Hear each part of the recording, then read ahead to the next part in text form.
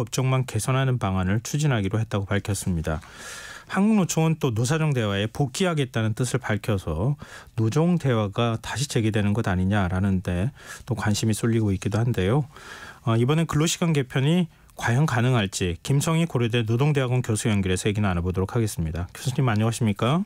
예, 안녕하십니까? 네, 이 정부가 원래 주 69시간제 얘기했다가 사실 여론 반발에 밀려서 69시간은 아니고 윤석열 대통령이 또 60시간을 언급했다가 한동안 이제 연구 작업한 뒤에 지금 설문조사한 결과를 다시 내놨습니다. 이 52시간제 틀을 유지한다고 이렇게 밝혔는데요. 기본적인 정책 방향 틀이 어떻게 되는 겁니까? 예, 52시간제 평균으로 맞추는 거는 똑같은데요. 예. 그런데 근로시간 관리 단위를 개편한다라는 거거든요. 네. 주 52시간 상한제는 어떤 주라도 52시간을 넘지를 못하는 건데, 예. 그런데 관리 단위를 개편하면 어떤 주는 그걸 넘어설 수 있게끔 월 단위, 분기 단위로 관리해서 평균으로 52시간을 맞춘다라는 거라서 52시간제 틀을 유지한다라는 얘기가 이 경우에 적용될 수 있느냐. 주 단위로 딱 52시간은 절대 넘지 못한다라는 게 주 52시간 상한제인데, 네. 그 틀을 유지했다라고 표현하는 것은 좀 아전 인수식 해석이 아니냐고 생각이 드는데, 예. 그 방식은 3월이나 지금이나 동일합니다. 주 69시간 얘기 나올 때요. 그때도 이게 그 노동 시간을 탄력적으로 운영할 수 있는 거잖아요. 관리 단위를 말씀하셨는데 주 단위로 관리를 하던 걸 월 단위로 관리하거나 분기 단위로 관리하면 한정없이 지금 노동 시간이 늘어나게 된다는 거잖아요. 예, 특정 주에 69시간까지 일할 수 있기 때문에 그래서 이제 장시간 노동에 노출되게 되는 그런 빈도가 높아지는 것이죠. 그러면은 만약에요, 교수님. 예.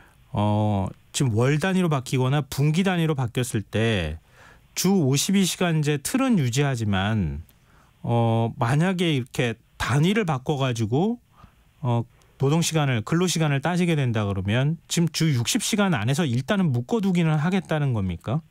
60시간 얘기는 이제 대통령의 별도 언급이어서 그거랑 원래 개편안 낸 거와 어떻게 조화시킬지도 숙제였는데요. 그 얘기도 언급을 안 하고 있습니다. 그래서 60시간으로 하는 건지 69시간이 되는지도 명확하지 않고요. 그런데 주 52시간 주 단위 상한제를 넘나들 수 있게 하는 것은 과거와 똑같습니다. 그러면은 주 69시간이 될 수도 있다는 뜻입니까? 예, 가능하죠. 현재 방안도 여전히 가능한데 단 특정 업종, 직종에만 한정해서 하겠다. 전반적으로는 그런 요구도가 높게 나오지 않았는데 일부 업종, 직종은 그런 요구도가 있다고 판단이 들어서 거기서부터 시작을 하겠다. 그래서 모든 전 산업, 전 직종에 적용하는 거를 특정 업종에 먼저 직종에 적용을 하겠다라는 것을 설문 결과를 바탕으로 그렇게 약간 후퇴한 안을 낸 것이라면 그것이고요. 전반적인 골격은 동일합니다. 그러면 지난번에 주 69시간을 넘을 수 없는 이유가 있었던 거잖아요. 예. 그러니까 주 70시간이나 80시간 넘어갈 수는 없는 거잖아요. 결국은. 사실은 산술적으로는 주 7일 근무도 방어가 안 되기 때문에 80.5도 가능한데요. 근데 이제 69시간이 가능하게 하는 체계가 하루 11시간 휴식 시간을 주면 구속 시간은 13시간인데 4시간마다 30분씩 휴게 시간을 주게 돼 있으니까 11시간 반이 나와서 그걸 6일 합산하면 69가 나오는 거였거든요. 그런 69가 나오는 숫자는 주 단위에서 월 단위 관리 방식으로 연장근로 관리 단위를 개편하면 가능한 것은 여전하죠. 그러면 지난번에 69시간제 얘기했을 때하고 지금 주 52시간제에서 틀을 유지하겠다는 거하고 별 차이가 없는 거네요. 그러니까 아까 말씀하셨던 것처럼 일부 업종에 제한하겠다는 것 외에는. 그리고 거기다 이제 노사 동의로 추진하겠다. 옛날에는 노사 동의도 건너뛸 수 있도록 하겠다라는 게 현행 52시간 넘어설 수 있는 탄력제 등 유연근무제가 있지 않습니까? 그와 다른 점이었는데 그 노사 동의를 바탕으로 하겠다라는 건 또 이것도 명확하지 않아서 노사 동의가 과연 무엇을 의미하느냐.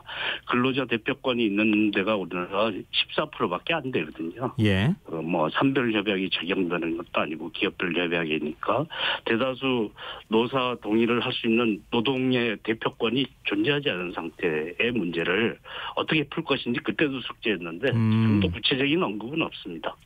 그럼 이번에 그러니까 노조하고 그다음에 사측 그리고 국민 이렇게 분리해서 여론조사를 한 걸 합산을 해서 지금 정부에서 밝힌 거잖아요. 예. 근데 이런 근로시간 개편 문제와 관련해서 설문조사 방식을 통해서 의사결정을 하는 것에 대해서는 어떻게 보십니까?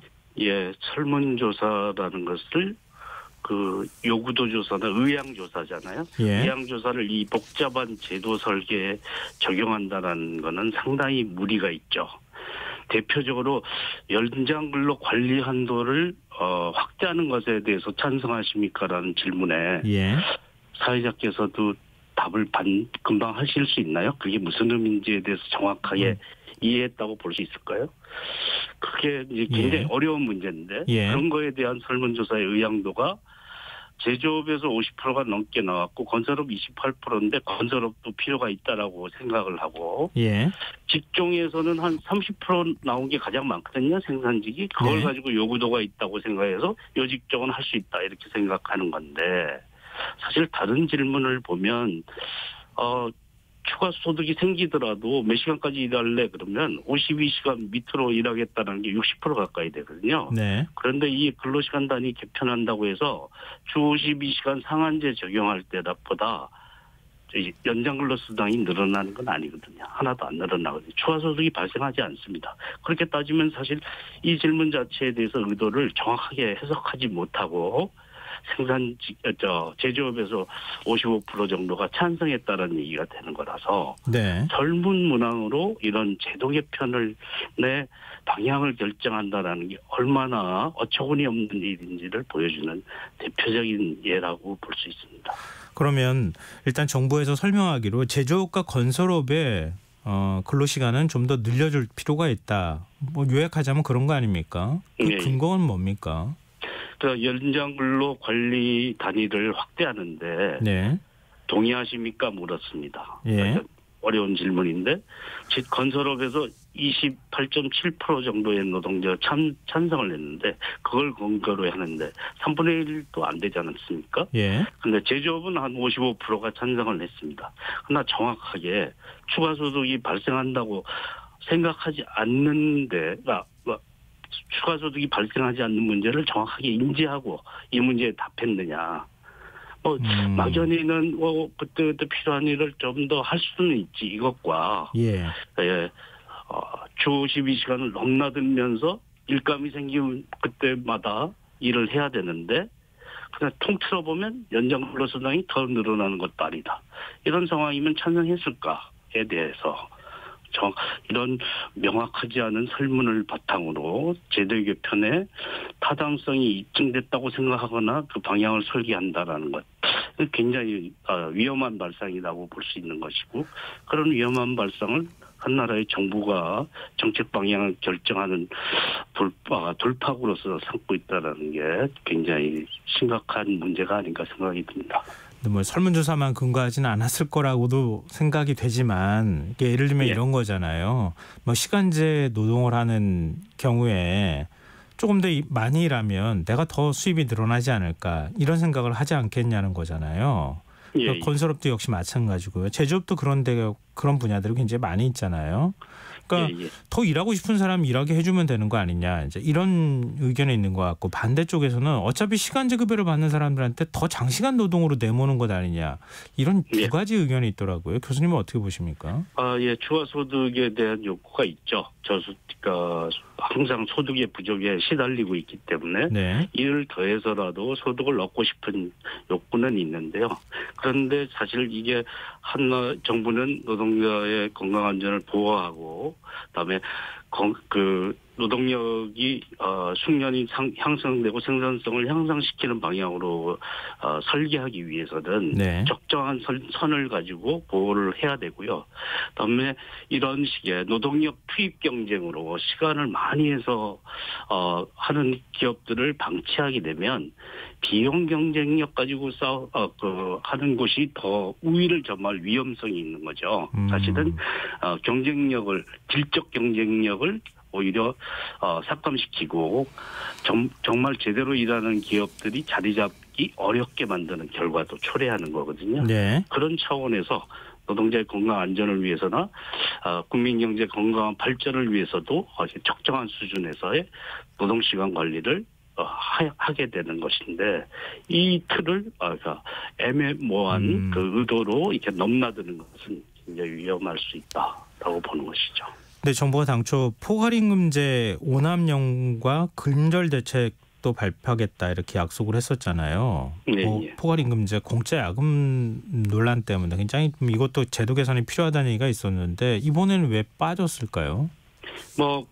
디프록에서 관리 대책으로 나와 있긴 합니다. 예. 64개에서 점검을 했다 이렇게 얘기를 하는데요.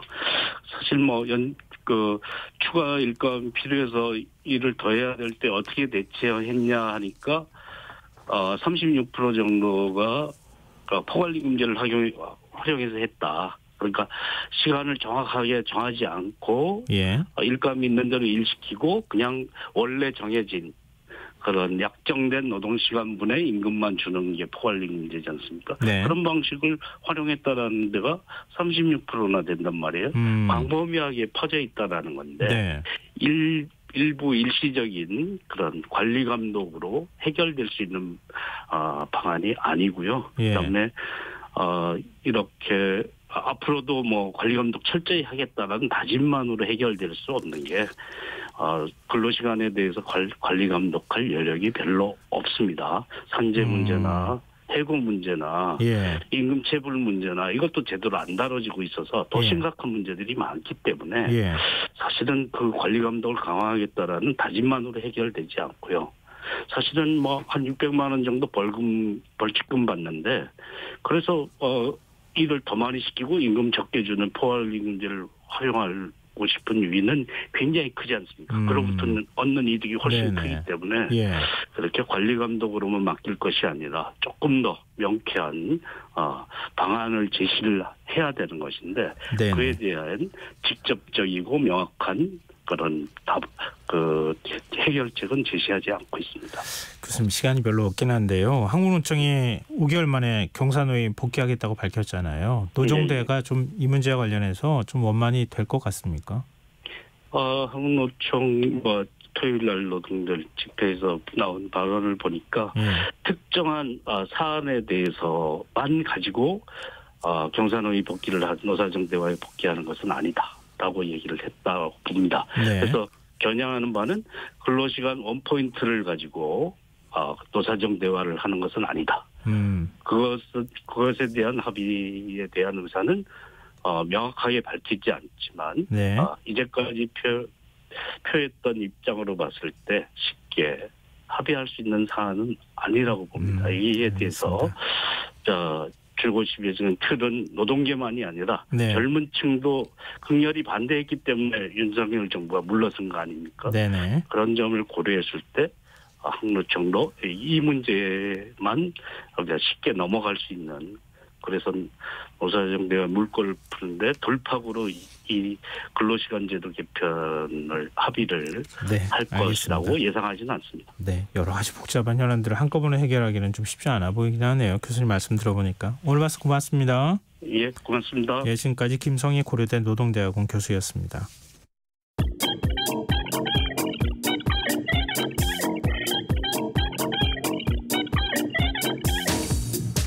빅데이터로 인터넷에서 화제가 되고 있는 이슈 살펴보는 시간이죠. 이슈이수다. 김덕진 IT 커뮤니케이션 연구소 소장 스튜디오에 나와 계십니다. 안녕하세요. 네, 안녕하세요. 반갑습니다. 김덕진입니다. 자, 이번 주는 어떤 키워드를 뽑아오셨는지 궁금한데요. 네, 이번 주도 빅데이터 플랫폼에서 지난